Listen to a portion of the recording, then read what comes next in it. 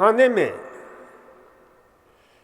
पालक का रस जरूर देना चाहिए जब तक बच्चा जो है ना गर्भ में रहता है उसके पहले से। उससे क्या होता है, तो बच्चों में प्रायः जो है ना अज्ञानतावश मूर्खतावश माताओं के बच्चों के अंदर न्यूरल ट्यूब डिफेक्ट होने की संभावना रहती है,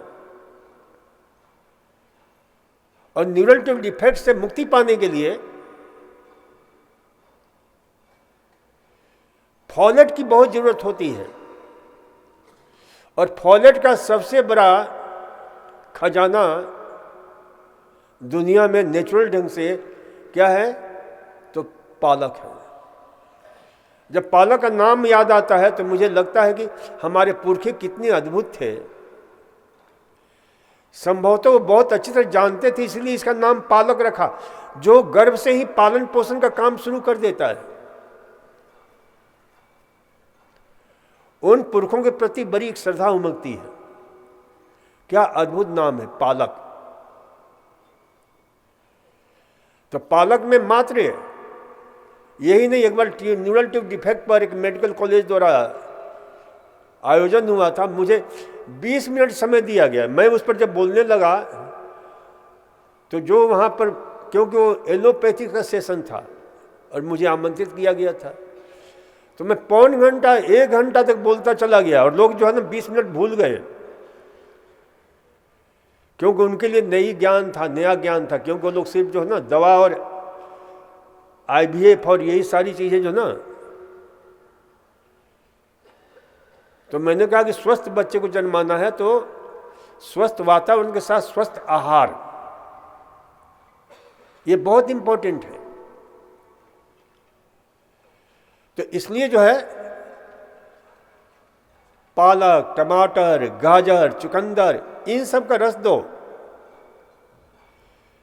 तो उस बच्चे की जो है ना कोई कुपोषण नहीं होगा। पर्याप्त मात्रा में नेचुरल ढंग से कैल्शियम जाता है, आयरन जाता है, बच्चे का विकास बहुत शानदार होता है। और देखो चौथे महीने से जो है ना बच्चे का मस्तिष्क चौथे महीने करीब करीब बन जाता है। तो उस दिमागी ताकत को इंटेलिजेंट बनाने के लिए बच्चों को विशेष रूप से गर्भवती माता को यदि देना है तो ओमेगा 3 जरूर दिया करो। जो शाकाहारी लोग हैं उनके लिए मैं कहता हूं विशेष रूप से ओमेगा 3 का बहुत अच्छा स्रोत है फ्लैक्सीड, अलसी,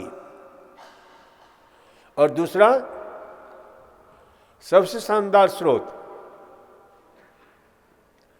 आपके अखरोट, बादाम, तिल, मूंगफली, इन सब के भिगो कर अंकुरित कर, तिल को अंकुरित करके दिया करो। तिल बहुत अद्भुत है, काला तिल यदि मिल जाए, क्योंकि ये आयरन और कैल्शियम का खजाना है। लेकिन अनाजों में जो काला तिल में अनाजों में जो कैल्शियम और आयरन होता है वो शरीर में अच्छे से एब्जॉर्ब नहीं हो पाता है। लेकिन जब आप उसे अंकुरित करके खाते हो, स्प्राउटेड करके खाते हो, तो ऑक्सलेट और फॉस्फेट, क्योंकि ऑक्सलेट क्या करता है, कैल्शियम के एब्जॉर्प्शन में बाधा डालता है, और फॉस्फेट क्या करता है, फाइटेट क्या करता है, आयरन के एब्जॉर्प्शन में बाधा डालता है। तो इसलिए जो है ना अंकुरित करते हो तो उनकी मात्रा बहुत नगण्य हो जाती है, कम हो जाती है, क्योंकि वो घुल करके घुलनशील होते हैं, निकल जाते हैं। तो अंकुरित करके खाया करो। उसमें बहुत सारे एंजाइम्स मिल जाते हैं, बहुत सारे विटामिन मिल जाते हैं, खजाना है, बी कॉम्प्लेक्स का खजाना है आपके अंकुरित अनाज। कैप्सूल है, एक मूंग में अच्छी क्वालिटी का प्रोटीन उसमें मिल जाता है, ये सबसे बड़ी खासियत है। समान आप अनाज खाते तो उसमें उतना अच्छा प्रोटीन नहीं मिलेगा, लेकिन अंकुरित करते हो तो प्रोटीन है, कार्बोहाइड्रेट, उनका सबका रूपांतरण हो जाता है, क्योंकि उन्हें सरल से सरल जो है सरलीकरण हो जाता है, ताकि शरीर अच्छी तरह से ऑब्जर्व कर सके। क्योंकि वो तभी उगते हैं ना जब उनका, क्योंकि जब वो सूखे रहते हैं तो क्या होता है, वो पैक्ड हो जाते हैं, नष्ट नहीं होते हैं। लेकिन जब भिगो देते हैं तो उनमें सरलीकरण शुरू हो जाता है, क्योंकि जब तक जो है ना भीगेंगे नहीं तब तक उनमें अंकुरण नहीं होता। अंकुरण नहीं होगा तो उसमें जो पावर छिपी हुई होती है, शक्ति छिपी हुई होती है, उसका उद्घाटन नहीं होता है। इसलिए अंकुरित अनाज में क्या होता है कि प्रोटीन को पचाने वाला प्रोटियोलाइटिक एंजाइम, कार्बोहाइड्रेट को पचाने वाला आपके एमिलाइटिक एंजाइम, लाइपोलाइटिक एंजाइम, फैट को पचाने वाला, ये सब पैदा हो जाते हैं। इसलिए अंकुरित अनाज जरूर देना चाहिए। तो इन सब का अंकुरित अनाज दो। दूध जरूर जाना चाहिए बच्चों को, गर्भवती बच्चों को, और अलसी जरूर दो, उससे दिमाग जो है ना काफी अच्छा विकसित होगा। दूध है, दही है, विटामिन B12 का खजाना है दूध, दही और अंकुरित मूंग। देखो, अंकुरित मूंग और मसूर ये विटामिन B12 की कमी को हमारी पूरी करता है, ध्यान रखना। क्योंकि प्रत्येक में, क्योंकि हमारे शरीर को 1 माइक्रोग्राम प्रतिदिन विटामिन B12 की जरूरत होती है, और वो हमें मिल जाता है अंकुरित मूंग और मसूर से। तो ये 2 चीजें जरूर प्रयोग करो कम से कम। और तो आहार में ये दूध मैंने बताया। तो इस प्रकार से जो ना अपने आहार को नियोजित करके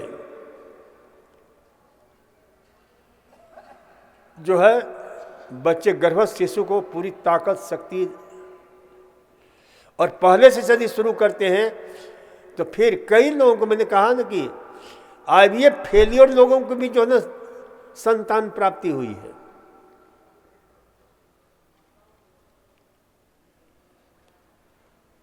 क्योंकि कभी कभी क्या होता है कि सब कुछ सही होते हुए भी संतान नहीं होता है, क्योंकि जिस समय मिलना चाहिए हो नहीं पाता है।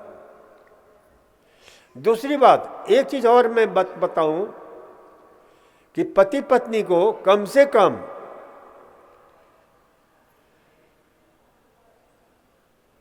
15 दिन से लेकर के, यानी 14 दिन से लेकर के 28 दिन, यानी 14 दिन कम से कम ब्रह्मचर्य पालन करो या 28 दिन ब्रह्मचर्य पालन करो, तब दोनों आपस में मिलें। इससे क्या होगा, ये खोज हुआ, रिसर्च हुआ है कि उससे उनमें मिलने की एक त्वरा होती है, और जिस दिन मिलन हो उस दिन एक अनुष्ठान की तरह बड़े ही पवित्र मन से दोनों पति पत्नी का मिलन होना चाहिए। क्योंकि श्रेष्ठ आत्माएं भी श्रेष्ठ गर्भ को ढूंढती हैं। तो बड़े शुद्ध भाव से आयुर्वेद में आया है कि धवल वस्त्र को धारण करते हुए और जो है ना अच्छे पवित्र मन से पति पत्नी को जब मिलन होता है तो श्रेष्ठ आत्माएं गर्भ धारण करती हैं। इस बोध के साथ